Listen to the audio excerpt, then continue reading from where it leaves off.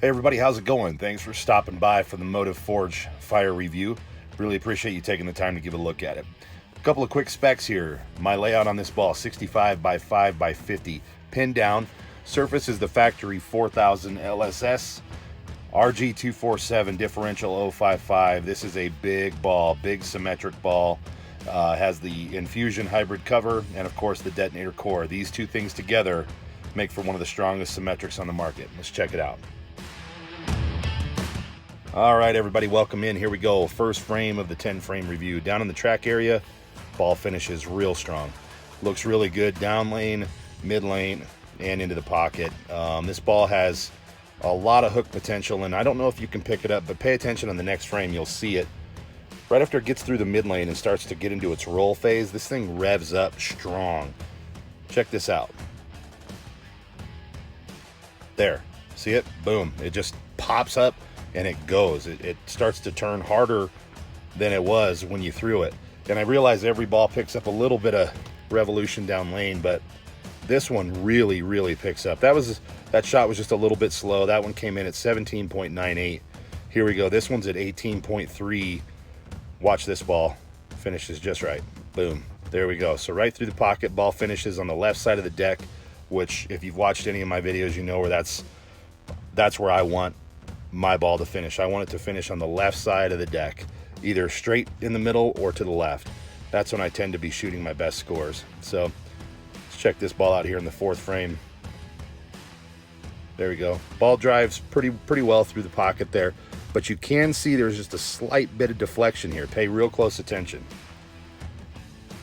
And there's an ever so slight bit of deflection right there. See it? That ball finishes on the right side of the deck. That is never where I want to see my ball finish. So let's see what this one does. Kind of the same thing, right? You seeing what's happening here? This ball's starting to deflect a little bit. Now, this condition was a little off. It had some weird dry spots. It had some wet. The outsides were dry in some areas and wet in other. It was just very strange. It had some open play in it and a lot of plastic balls going down the lane. So I'm fairly certain that had something to do with it. But again, there you see just a little bit slow. I didn't swing it far enough, and I tried to flatten my hand and let the ball roll, and just didn't hit it right. So that's a bad shot on my behalf. That's user error right there. Let's look at this one though. This is when you really start to notice some deflection happening. See that? Okay, that ball comes up, but watch very closely at the end here. You're going to see this ball deflect out at about the 9 pin. This ball ends up on the right side of the deck. I never like to see that. That's really an issue for me. But I think there's a reason for it, and I think I know what it is, and I'll explain it shortly here. So let's look at this one. Same thing, right? You see that? I think what happens is this ball gets through its skid phase, as you're seeing it here, and then it gets to the hook phase. It doesn't always come out of the hook and get into the roll consistently. Sometimes it tends to stay spinning and hooking before it sets up, and sometimes it sets up too late to really be effective. Check this one out. Now that was a bad shot, but still look at how I got that ball out. I mean, we're talking this ball is out to about 4. So I thought, okay, let's see how this angle, if it changes anything, and it didn't.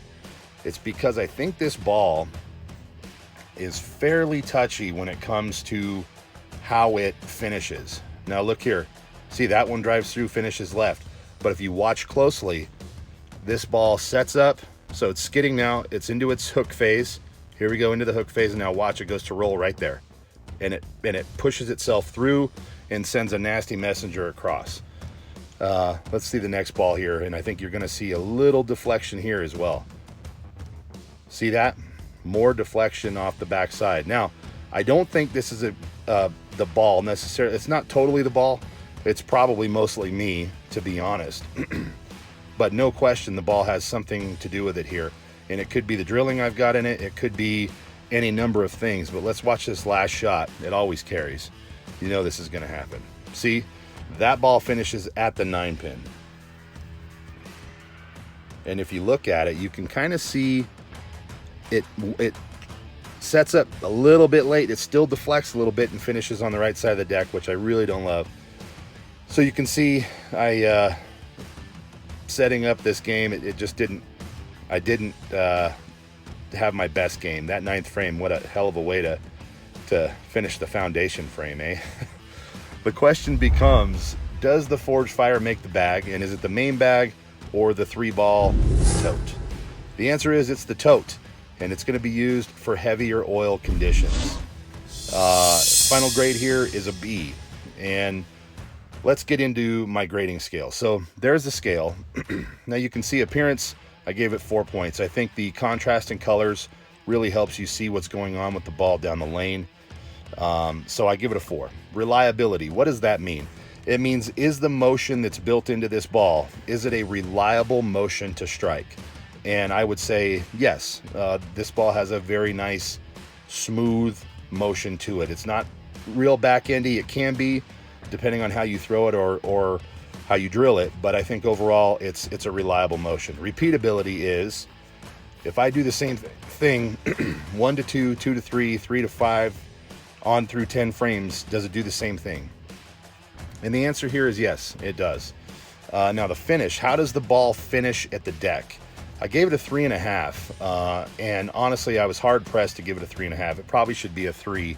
I think this ball doesn't always come out of its hook phase the right way, and can struggle back there. And then hitting power is a 4.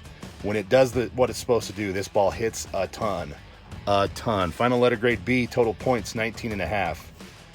From a video before, someone said, well, what's in your bag? So let me tell you what's in my main bag. This is the Columbia Baller Hybrid. Great ball. Here comes the Conspiracy Theory 75 by 5 by 80 pin down on this ball. Another ball in my main 5-ball bag, which is a 4-ball Storm bag and then a 1-ball tote. This is the Venom Shock Pearl, done 75 by 4 by 30, one of my go-to layouts. Here is the Storm Phase 3. If you saw the Storm video, you know why this is in there. Drilled the same way. And then this ball here is interesting. It just went into the bag.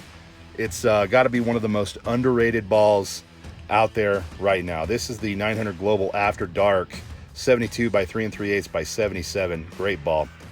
Thanks to Arapahoe Bowling Center for allowing me to shoot and set up my camera and do what I do there. I really appreciate it. Billy Gench and all the people over there really appreciate it.